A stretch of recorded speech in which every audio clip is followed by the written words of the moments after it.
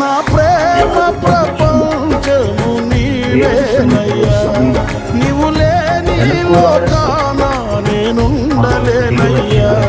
నా ప్రాణం నా ధ్యానం నీవేనయ్యా, నా ప్రాణం నా ధ్యానం నీవేనయ్యా.